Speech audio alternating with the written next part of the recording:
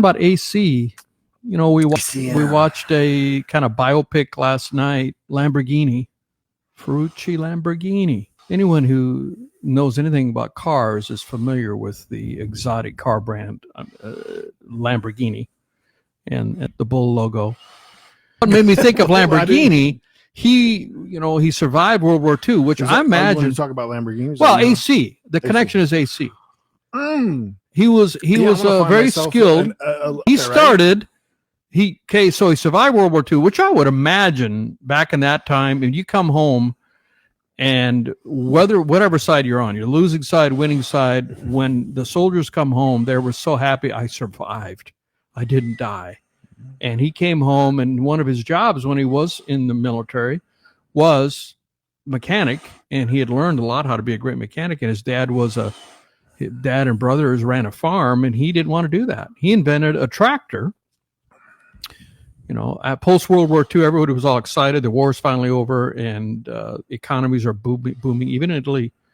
And everyone's so optimistic for the future, making a lot of babies. I mean, that's where the baby boomers came from after World War II. Everybody got home and got busy. And, a lot of, they've been putting off getting married if they had a girlfriend, and their girlfriend's still waiting for them, hopefully. 6-7 years, they're going to get busy pretty quick. And that's where the baby boom started. Anyway, so he got home, and he and his first wife died in childbirth, which was very common back then. Anyway, he invented a tractor that was more powerful and less expensive than what was available. And at the time, fuel was expensive. Italy was a defeated country, so the economy was in shambles. And diesel was less expensive. Than gas, and he devised a tractor that would run on both gas and diesel. I'm still wondering, how did that possible work? What he did, it would start on gas, and then it would heat through copper tubing.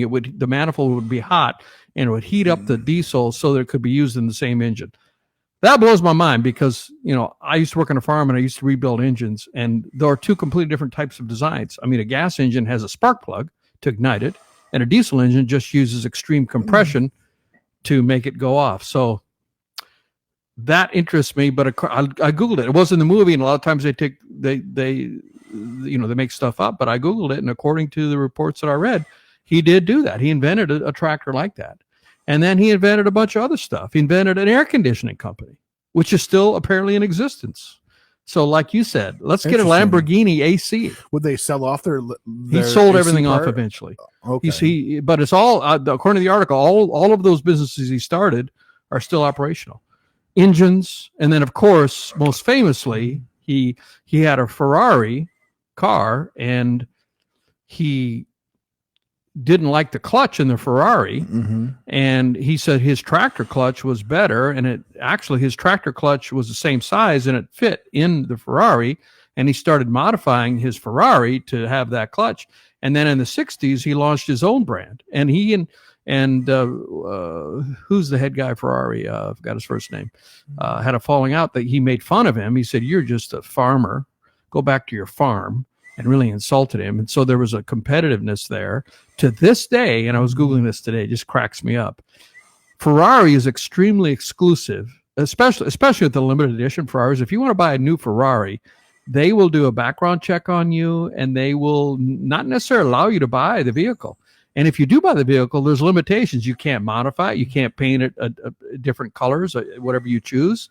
And you can't sell it without their permission, or at least notifying them. So they control. Being a Ferrari is like belonging to a club with a lot of rules. And one of the interviewers said, you don't even really know all the rules. And here's the part that cracks me up. To this day, 2025, if you, let's say you're very rich, you're a billionaire, you're paying a couple $100,000 for a car is nothing to you. Well, if you have a collection of cars, and in that collection is a Lamborghini, they will not sell you a Ferrari. The competition remains 60, 70 years later.